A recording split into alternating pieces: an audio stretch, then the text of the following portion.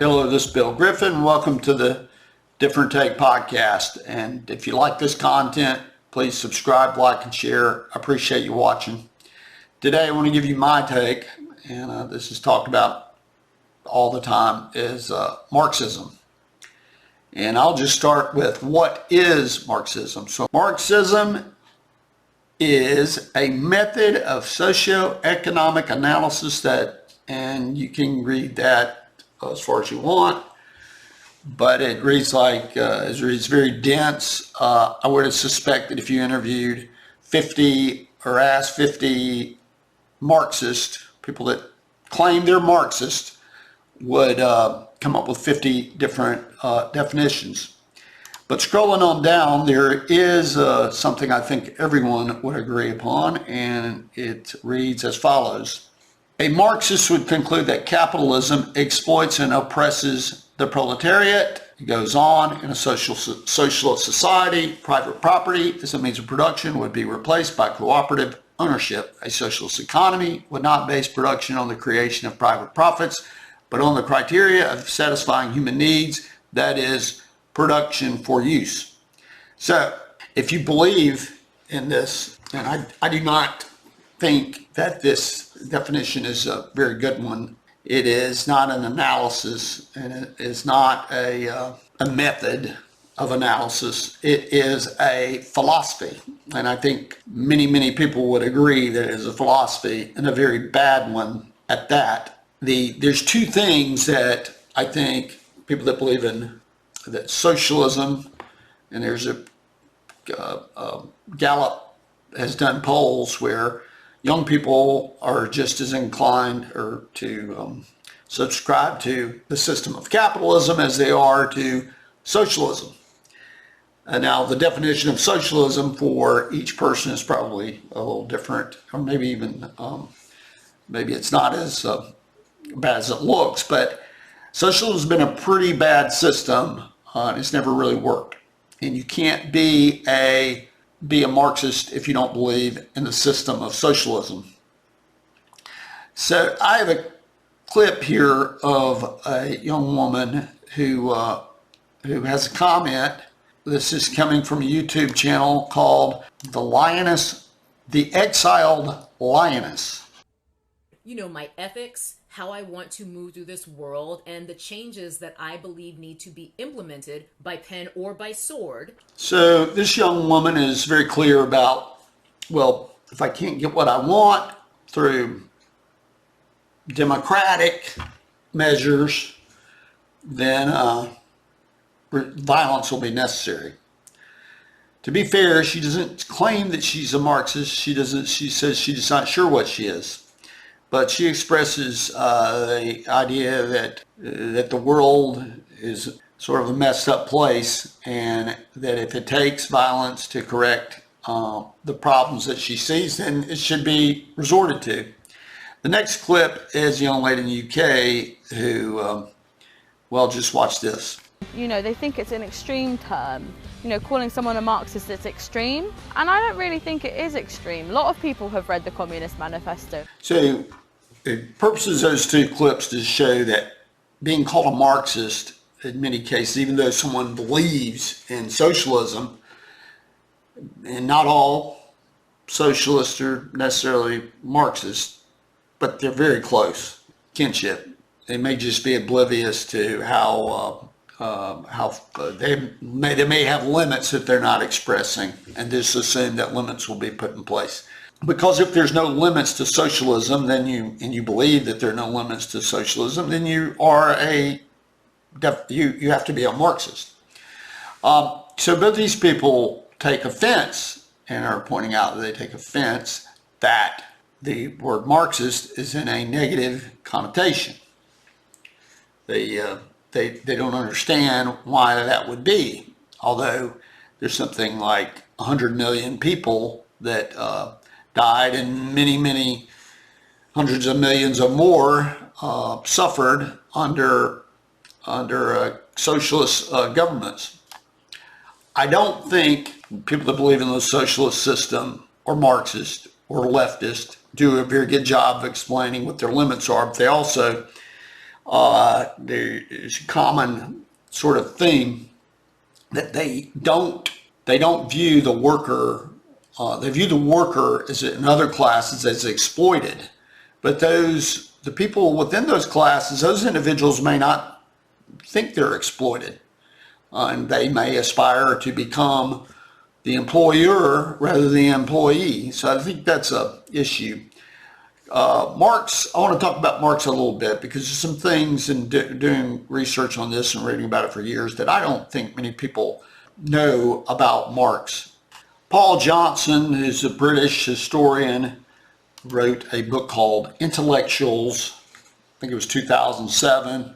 He said of Marx that he, quote, had a withering contempt for non-scholars, end quote, and another quote.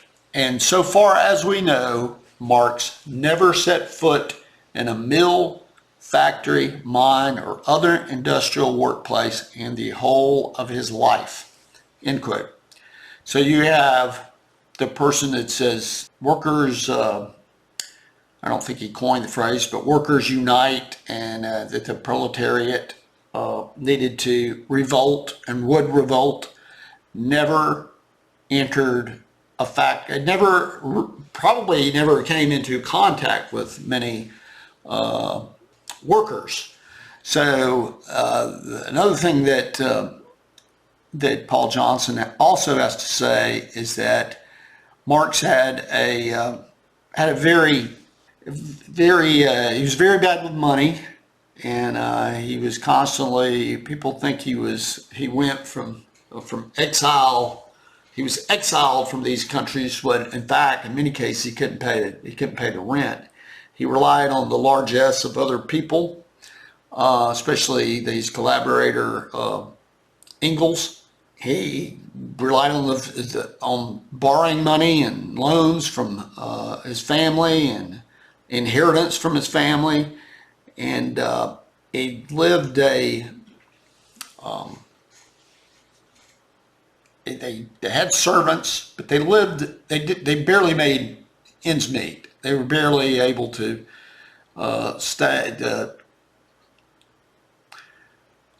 maintain the standard of living that most people would have in that day, because they were so awful with money, very impulsive spenders and so forth. The other interesting thing that people don't realize about Marx is how he felt about, one of the reasons he may have felt this way about capitalists. So this is coming from, this video is from a YouTube channel that I like called TIK History. This gentleman is doing an analysis on this business with Whoopi Goldberg and what she said on her television show, and was suspended because she said that the Holocaust was not about race. And he goes into some analysis about this because I think he wants to let people know that Marx and Hitler were this also had the same sentiment. So Hitler had the same sentiments. Capitalists are Jews, Jews are capitalists, both are evil. And today we have this same sort of racial undertone, and it's pretty explicit, and I'll show you some comments that white people that originated from Europe are capitalist. They're evil. Capitalists are evil, and the only way to do that is for very bold, radical action. This is from Walter Williams, who's an economist at George Mason. He's since passed away, but this is a great economist, easy to read, very clear cut. He says, despite the fact that in the 20th century alone, communism was responsible for more than 100 million murders, much of the support for communism and socialism is among intellectuals. The reason they do not condemn the barbarism of communism is understandable. Richard Pipes explains, quote, intellectuals, by the very nature of their professions, grant enormous attention to words and ideas, and they are attracted by socialist ideas. They find that the ideas of communism are praiseworthy and attractive. that to them is more important than the practice of communism. Now, Nazi ideals, on the other hand, were pure barbarism. Nothing could be said in favor of them. And he finishes with, that means leftists around the world will continue to celebrate the ideas of communism. Earlier in this piece, he talked about the same sort of racial sentiments that Marx had for people from all over the world, including Mexico, slaves in America, and so forth and so on. So this seems to be a common theme with Marxists.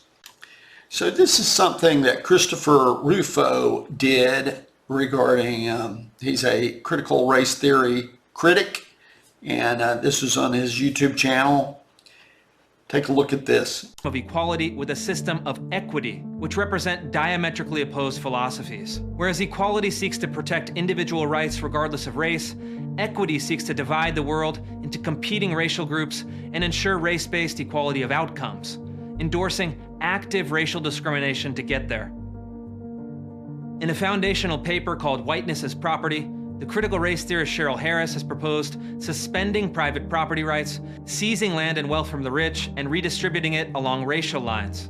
The critical race guru Ibram Kendi has proposed the creation of a Department of Anti-Racism with the power to nullify, veto, or abolish any law at any level of government and silence the speech of political leaders and intellectuals who are not deemed anti-racist. The new department would be unaccountable to voters, the executive, or the legislature. In other words, it would become an all-powerful fourth branch of government and mean the end of the federalist system.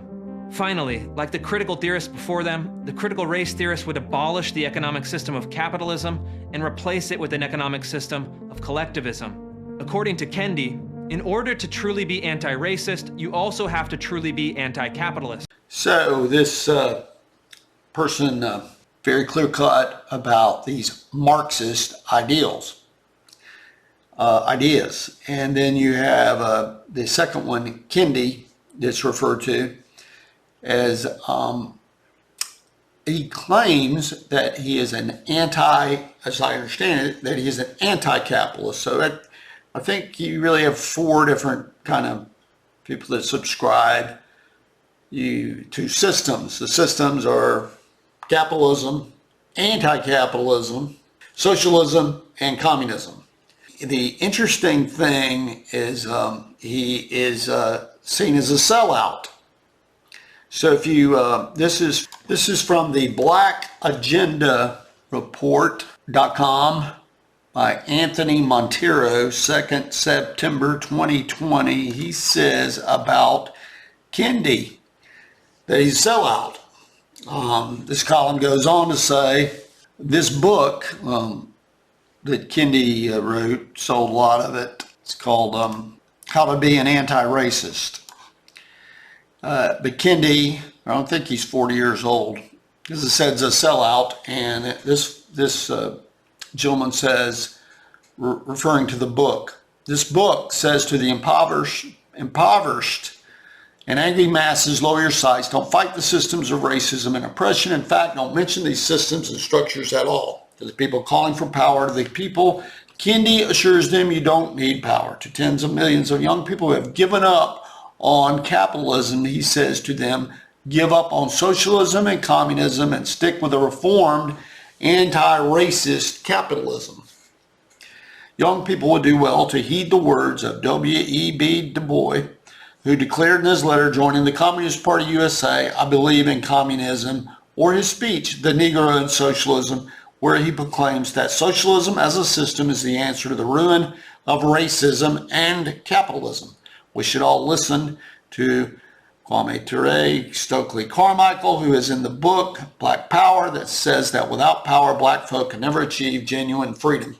So what he's saying there is this gentleman, he's clearly a Marxist, he's saying that Kendi is a sellout, and he's not a Marxist. He believes in something called anti-racist capitalism, which is completely opposite than this fourth branch of government, because that's clearly, sounds like that would only work if only really, no, it won't ever work. Not even if you had the kindest, smartest people in the world. There's no way in the world that would really work. The other thing that Kendi says in the video, that there's equity, we need equity instead of equality, which remind anybody of the Animal Farm quote by George Orwell, where he says regarding the animals, all animals are equal. It's just that some animals are more equal than others. So they're clearly, the only way you can equalize things is to effect equal outcomes financially, is to seize property. That's the only way you can do it. There is no other way. And maybe this Kendi fellow believes in this or not, but again, just like with Marx and Hitler, there's racial undertones here.